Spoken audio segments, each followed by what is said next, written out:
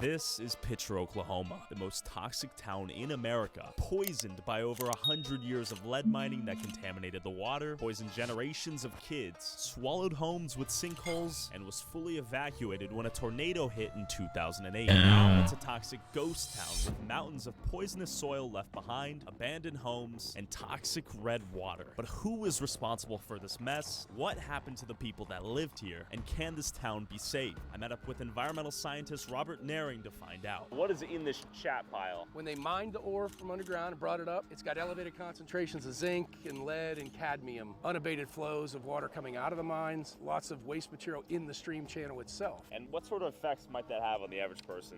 The lead can lead to developmental abnormalities, developmental disabilities in young children, especially those younger than the age of 6 that have the developing nervous system. How are these kids getting lead in their brains? So considering we've got these big piles of material, sometimes literally in the backyard, that material would be brought into the homes and into the yard. So could be on the boots of the parents that are coming into the house, gets into the carpet, kids playing on the carpet, putting toys in his mouth. That ingestion pathway was really the major risk driver for children. The material does move. Folks here are very proud. They mined the lead and the zinc that won the First and Second World Wars. This was incredibly economically important for the United States. Unfortunately, the folks that came in here and mined didn't have the responsibility for the cleanup. Rules and those laws didn't exist, and they left the mess when they were all done. It's going to take decades to clean this place up. This water has elevated concentrations of iron, zinc, lead, cadmium, arsenic, sulfate, nickel, a whole suite of geologically produced contaminants. When the water comes out of the ground, it has these dissolved metals in it. Is this the type of water people were drinking before the 70s?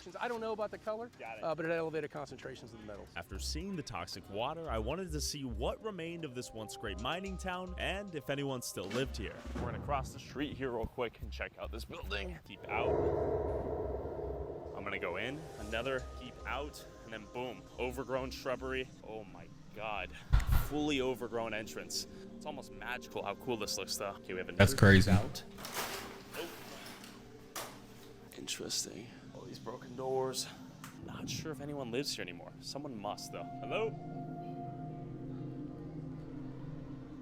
Feels like playing Russian roulette every time you enter a building like this. I would imagine a lot of these places have been looted already. It really does feel and look like a ghost town out here.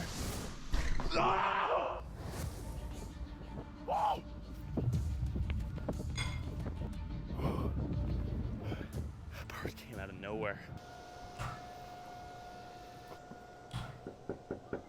Nothing. Hello? I don't think anyone's in there. Disheveled, crumbled building. Hello? There's probably a likelihood this wall could collapse at me at any given moment. Look at this. Hello? I'm definitely kind of scared shitless right now. Okay, this place appears to be fully abandoned. But yeah, this is spooky. Okay, there's literally trash everywhere. This is legitimately scary. That is definitely the disease powder right there. Damn. I want to get the F out of here. This place is fully abandoned. I got no clue what that sound is, but it's scaring the shit out of me. Sleeping bag right here. I'm sure some homeless people squat in here on occasion. There's a belt. Maybe some BDSM stuff went down.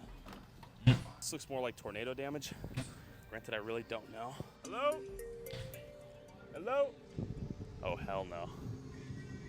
I do not like at all. That's satanic symbolism right here. I do not like what this is. Fake vandalism. This says, help, welcome to hell. And of course, penis. You can't vandalize without adding a penis. Hello? Danger, off limits, police, working dog area. Another keep out. Look at how red that water is. It's likely there are some toxic metals in here. We are in the affected zone. I'm a little bit curious if someone just walked through here and just burned everything down because there's a lot of fire damage.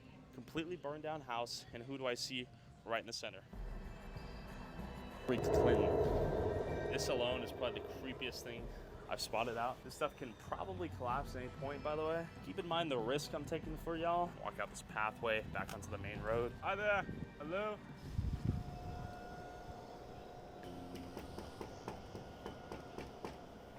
I guess no one's there. And after exploring literally every building of what remained of this town, I finally found someone that lived here. Okay, I see a dude.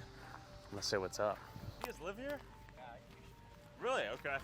I've been walking around here. Is this place fully abandoned? I was making a little documentary, actually. You guys are the first souls I've seen. There's still, I think, 13 people on the... They live here. Yeah. I saw like 10 trucks, but no one, I've knocked on every single door and no one has said anything. Yeah. It's a lot of tribal business. Oh, it's tribal. Yeah. You guys want to say hello? Hi. You guys used to live here? So I didn't live here. My family grew up here a lot.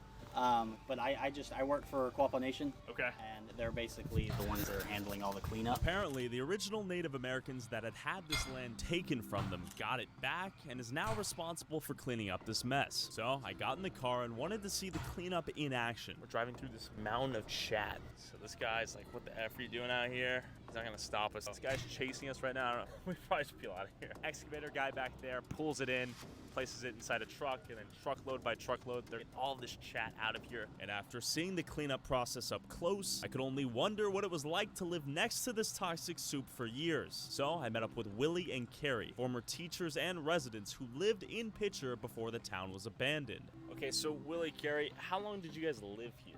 I lived here, let's see, from the time I was 9 to 18, left to go to college. This is your hometown, would you say? Yeah, absolutely, yeah. When I tell people where they ask me where you're from, I tell them Pitcher, and sometimes they look at me kind of funny, and I said, yeah, I know it's not there anymore. Anyway, there were houses all through here, several homes. Your childhood home, what happened to it? Tornado took it out. How many people lost their homes to the tornado? Oh gosh. 6 people were killed, but I don't know how many people lost their homes. Other schools were not coming to town anymore because of fear of sink-ins. Sinkholes. That the hallways weren't safe and different things. And Right. this is Willie's house. Front porch is still there. So yeah, this was the driveway. That was the step. My room was right there. And What did it look like in the tornado? This? yeah, it was gone. Whoa. Yeah. From my understanding, kids would use these like little beaches, right? Absolutely. There's this one right here. I wanted to drive my Jeep to try to get up there, but this was the best sledding. When it snowed, we would hike up that thing and throw our sleds down, and a lot of shenanigans went on. There's kids that got settlements from their lead levels. When they turned 18, they just got lump sums of money. Didn't have nothing to do with their health at that point. It was just a payoff, really. That red was not here when I grew up. Yeah, that's not. No, I know. It's distinct, right? You can't forget this. Oh no, but I fished in this. I mean, we didn't eat the fish, but we caught all kinds of fish in Yeah. here. Yeah, this is where we hung out. Okay. man. That's a little spooky. Were the fear of sinkholes valid in any way? Occasionally, there would be like a little sink in, and sometimes there were big ones. So growing up as a kid, did you even realize what these chat mounds were? Oh, absolutely. Yeah. We all understood what they were. But yeah, we used to ride motorcycles, 4-wheelers, 3-wheelers, or bicycles. Do you guys think it looks worse than what you guys remember years ago? Absolutely, yeah. It's all grown up, nasty. Right there. That would be. I think that would be a mine shaft That's a right mine there. shaft, Yeah. right. but that's Oh. not- yeah, This but the cave-in is right back there. See where Behind the fence, chain there's a link big fence? hole. Oh, okay. This is what caused the The Exodus. Yes. And as we drove around Yo. town, Willie saw the house of his old buddy John, who refused to sell his house once the town was abandoned and the government tried to buy out the remaining properties of a few residents that still lived here. You grew up here? Yes. Okay. Were you here when everyone left? Yes. Were you here when the tornado hit? Yes. Anything you'd like to get out there? Any thoughts on this place? I stay here. I love it. I loved it before. Oh, it's Oh, there you go. Jeffrey. You think this place got a bad rep? We always got a bad. Yeah. So did they offer to buy your property here? No, I didn't give them this opportunity. Okay. Did you And get? they were going around telling everybody that they weren't going to have electric and water and all this stuff. Do you have electric and water? How? Well, it comes through pumps Okay. in a well. Sure. Stuff. Is it lead water though? Hell, no. No. What's lead water? I don't know. Just contaminated water. I'm trying to understand because you're one of the last Mohicans I feel like out here, right? Right. So do people think the situation here was much worse than it actually You is? read this in a book and then you just show up and ask questions. Exactly. But I'm here to ask You you. really need to research. Well, I've done research. With all due respect to John, he seemed to be a little bit defensive towards his home regardless of the facts. Willie explained it best. That attitude that you just saw right there is that's what I'm talking about. Picture pride. I just know the spirit of the people and what it took away from our family. Yeah. This was our school and our place to work, and they took that from us. So that's why we feel compelled to do things like this, because the spirit of these people is hard to explain. and most people don't get it unless you were a part of it. Could life still be happening here in Pitcher safely? Yes. But is that even true? I met back up with Robert to see if this Pitcher pride was mere delusion or if there was hope. And it turns out he had spent the last few decades developing a system using things like surface flow wetlands, vertical flow bioreactors, reoxygenation pools, and other things I do not understand to successfully clean the water here. We've seen What? species richness of fish increase dramatically. The biomass has gone up. The abundance and diversity of fish have increased. So not only chemically have we improved things, but things improved ecologically. So something like this at scale could be a solution. I think so. With water treatment innovation from scientists like Robert, residents with pride like John, and the Quapaw tribe slowly but surely moving the toxic soil, maybe there is hope for Pitcher after all.